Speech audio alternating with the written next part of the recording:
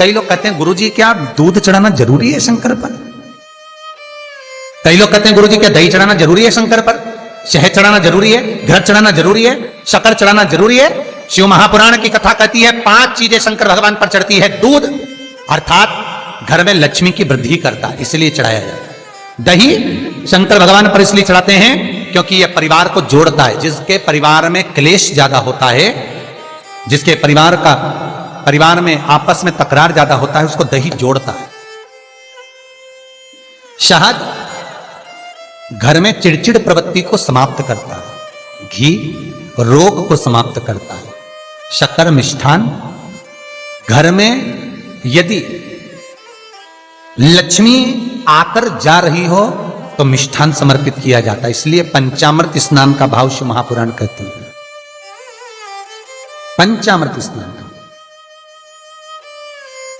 भगवान, इसलिए 5 चीजें शंकर को समर्पित हैं। दूध, दही, घृत, शहद, शक्कर अर्थात मिष्ठान। शक्कर से मूलतः यहां शिव महापुराण में शक्कर नहीं लिखी है, मिष्ठान। अब लोग शक्कर पीस कर अभिषेक करते हैं, परंतु मिष्ठान अर्थात गाय के दूध से निर्मित कोई मिठाई, और उस मिठाई से भगवान शंकर का अभिषेक। अब लोग भले शक्कर रखने लगे शंकर जी के अभिषेक में, पर यहां शक्कर नहीं लिखा है, यहां मिष्ठान।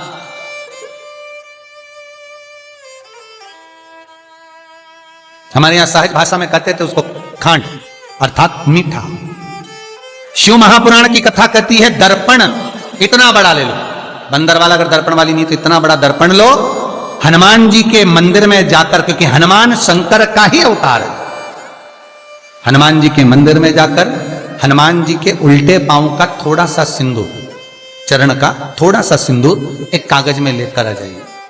और हनुमान जी के छोटे भाई, हनुमान जी 6 भाई हैं, उसमें गतिमान, हनुमान जी के छोटे भाई गतिमान का नाम लो, और गतिमान का नाम लेकर उस दर्पण पर सिंदूर से त्रिशूल बना दो। सिंदूर से त्रिशूल बनाकर उस दर्पण को घर के बाहर, दर्पण का मुख बाहर की ओर, ऐसे बाहर की ओर मुख कर कर दर्पण को घर के बाहर या दरवाजे पर, बिल्डिंग पर, ऊपर जाली में, फ्रंट में कहीं पर भी उसको लगा दीजिए। महाराज केवल शंकर का स्मरण कर कर, गतिमान का नाम लेकर, हनुमान के उल्टे पांव का सिंदूर का त्रिशूल बनाकर जो दर्पण को लगा देता है, आपको 1 महीने के अंदर अंतर मालूम पड़ जाएगा कि पिछले जो महीने निकले हैं उस महीने का अंदाजा लगाना कि घर में लोग कितने बीमार पड़ते थे, और इस दर्पण को लगाने के बाद बीमारी कम हुई कि नहीं हो कम तो ठंडा कर देना, क्या जा रहा है, पर करके जरूर देखना। विश्वास रखकर करोगे, भगवान शिव का अनुमोदन कर कर, भगवान शंकर पर विश्वास रखकर करोगे तो बीमारी घेर नहीं सकती। अकाल मृत्यु हो मरे जो काम करे चंडाल का, काल उसका क्या बिगाड़े जो भक्त हो महाकाल का। शंकर की आराधना करने वाला, शिव का स्मरण करने वाला, शिव को निवेदन करने वाला, शिव अर्चना में डूबने वाला, शिव का अनुमोदन करने वाला कभी दुखी नहीं हो सकता। तो शिव महापुराण की कथा कहती है शंकर को जितना जल प्रिय नहीं, शंकर को जितना बेल प्रिय नहीं, शंकर को जितना शमी प्रिय नहीं, शंकर को जितना दूध दही प्रिय नहीं, शंकर को अगर कुछ प्रिय है तो सत्य प्रिय है। सत्यम शिवम सुंदर। इसीलिए हमारे यहां शास्त्र कहता है, ब्रह्मा जी केतकी के फूल को लेकर आए, उसने झूठ बोला। ब्रह्मा जी गाय को लेकर आए, शंकर भगवान के सम्मुख में झूठ बोला। ब्रह्मा स्वयं झूठ बोले तो सिर कटा, कर्मनाशा नदी प्रकट हुई। और शिव महापुराण की कथा कहती है शंकर को सत्य प्रिय है, अगर झूठ बोला है। इसीलिए शिव महापुराण का स्पष्टीकरण किया जाए, वर्णन किया जाए, तो पहले के समय में अदालत नहीं होती थी, पहले के समय में पंचायत नहीं हो सकती थी, पहले के समय में कोई सभाएं नहीं होती थी, पहले के समय में कोई निर्णायक मंडल नहीं होता था, पहले के समय में केवल एक निर्णय होता था। गांव के लोग ले जाकर शंकर के मंदिर में खड़ा कर देते थे और कहते थे उठा गंगा जली, और कहते तूने ऐसा नहीं किया। गंगा जली उठाकर कह दे कि तूने ऐसा नहीं करा। क्यों गंगा जली उठवाते थे? क्योंकि लोगों ने शिव महापुराण सुन रखी थी। शिव महापुराण में श्री वेद व्यास जी वर्णन करते हैं कि शंकर के मंदिर में, शंकर के ओतले पर, शंकर के मंदिर के अंदर, शिव की चौखट पर, शंकर के अनुमोदन में, शिव महापुराण के अंतर्गत शंकर के अनुमोदन में शिव मंदिर में शिव चौखट पर अगर कोई भूल से भी झूठ बोल देता है तो उसकी जिंदगी नरक जैसी निकलती है महाराज। इसीलिए कहते तो उठा गंगा जली और कह दे तूने ऐसा नहीं, उठा बोल दे। आपके भी जीवन में अगर किसी को कष्ट है, फिर निवेदन करूंगा, मंदिर में अगरबत्ती भले मत लगाओ, मंदिर में दीप भले मत जलाओ, मंदिर में पेड़ा भले मत चढ़ाओ। अगर आपके मोहल्ले में, आपके पड़ोस में, आपके परिवार में, आपके नजदीक में अगर कोई दुखी है, कष्ट में है, उसको यदि प्रेम की वाणी भी बोल ली है, एक रोटी भी प्रेम की खिला दी, किसी के चेहरे पर इस्माइल ला दी, तो मंदिर में दिया जलाने के बराबर है साहब। मंदिर में दीप जलाने के लिए बेलपत्र भगवान माता पार्वती के अश्रु से है, रुद्राक्ष भगवान शंकर के अश्रु से है, शमी पत्र उमा और महेश्वर भगवान शंकर के विग्रह के सुख से जो जल प्रकट हुआ है, उस जल से शमी की उत्पत्ति है महाराज। दोनों के मिलन से, दोनों के मिलन से।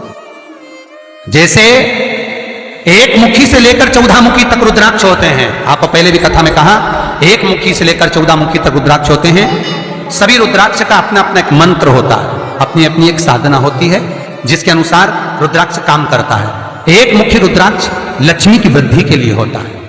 कभी मौका मिले तो एक मुखी रुद्राक्ष का दर्शन करना। पर एक मुखी रुद्राक्ष जितना छोटे से छोटा होता है, जितना छोटे से छोटा होता है, उतना सुख दे। एक मुखी रुद्राक्ष लक्ष्मी की वृद्धि के लिए होता है, कार्य सिद्धि के लिए होता है। कोई भिखारी से भिखारी, गरीबड़े से गरीबड़ा भी अगर धारण कर ले, उसके घर में एक मुखी रुद्राक्ष अगर प्रवेश कर जाए तो सुख का अनुभव करा देता है, संपदा का अनुभव कराता है, सरस्वती का भाव प्रकट करता है, वैभव का भाव देता है। एक मुखी रुद्राक्ष का मंत्र है ओम ह्रीं नमः, ओम ह्रीं नमः। ये लक्ष्मी के लिए होता है। दो मुखी रुद्राक्ष बांधा को हरता है। कोई तकलीफ आ रही है, कोई प्रशासनिक कार्य है, कोई काम नहीं हो रहा, फाइल आगे नहीं बढ़ रही, बहुत तकलीफ आ रही है, तो दो मुखी रुद्राक्ष जो व्यक्ति धारण करता है उसका कार्य सफल होता है। दो मुखी रुद्राक्ष का मंत्र है ओम नमः। दो मुखी रुद्राक्ष का शिव महापुराण में जो मंत्र दिया है ओम नमः। विदेश्वर संहिता के अंतर्गत शिव महापुराण में रुद्राक्ष के 14 मुखी रुद्राक्ष के मंत्र दिए हुए।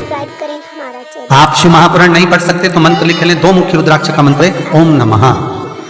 तीन मुखी रुद्राक्ष विद्या प्राप्ति के लिए होता है। कैसा भी अनपढ़ से अनपढ़ व्यक्ति हो, जिसको विद्या में रुचि ना हो, पढ़ ही नहीं पा रहा हो, चित्त वृत्ति ही ना लग रही हो, मन ही ना लग रहा हो, परसेंट कम से कम होते जा रहे हो, तीन मुखी रुद्राक्ष उस बच्चे के गले में लाल धागे में डाल दीजिए। नहीं डाल सकते तो बच्चे के कमरे में जहां वो पढ़ता है, विद्याध्ययन करता है, उसके कमरे में लगा दीजिए। तीन मुखी रुद्राक्ष का मंत्र है ओम क्लीं नमः, ओम क्लीं नमः। ये तीन मुखी रुद्राक्ष का मंत्र है। इन मंत्र को कैसे सिद्ध करना है वो आपको 14 मुखी के रुद्राक्ष के पूर्ण होने पर वर्णन करते हैं। तीन मुखी रुद्राक्ष का वर्णन है ओम क्लीं नमः। चार मुखी रुद्राक्ष खोई हुई वस्तु को प्रदान कर देता है महाराज। यदि कोई वस्तु आपकी खो गई है, कोई सामान आपका रखा गया नहीं मिल रहा, चार मुखी रुद्राक्ष को एक चावल की कटोरी में, अक्षत की कटोरी में घर के केंद्र बिंदु में रख दीजिए महाराज। चार मुखी रुद्राक्ष 2 रात्रि तक रखा रहेगा। तीसरी रात्रि को खोई हुई वस्तु आपके घर में कहीं पर भी प्राप्त हो जाएगी, पर होगी, मालूम पड़ जाएगा कि वस्तु यहां है। चार मुखी रुद्राक्ष का मंत्र है ओम ह्रीं नमः, ओम ह्रीं नमः। फिर वर्णन आया 5 मुखी रुद्राक्ष। ये कार्य में सिद्धि देता है। व्यापार नहीं चल रहा हो, कोई नई दुकान खोली हो, नई फैक्ट्री खोली हो, नया कोई कार्य करने जा रहे हो, नहीं हो रहा है, पैसा लग रहा है पर आवक नहीं हो रही है, तो 5 मुखी रुद्राक्ष फल प्रदान करता है। इसका मंत्र है ओम ह्रीं नमः, ओम ह्रीं नमः। 6 मुखी रुद्राक्ष अटके हुए काम को सफल बनाता है। जिसका विवाह नहीं हो रहा हो, शादी नहीं हो रही हो, रिश्ते बहुत आ रहे हो, संबंध नहीं हो रहा हो, तो 6 मुखी रुद्राक्ष स्त्री हो चाहे पुरुष हो, उसके गले में लाल धागे में डाल दिया जाए। 6 मुखी रुद्राक्ष का मंत्र है ओम ह्रीं हूं नमः, ओम ह्रीं हूं नमः। ये 6 मुखी रुद्राक्ष का मंत्र है। 7 मुखी रुद्राक्ष श्री शिवाय नमस्तुभ्यं। श्री शिवाय नमस्तुभ्यं। श्री शिवाय नमस्तुभ्यं।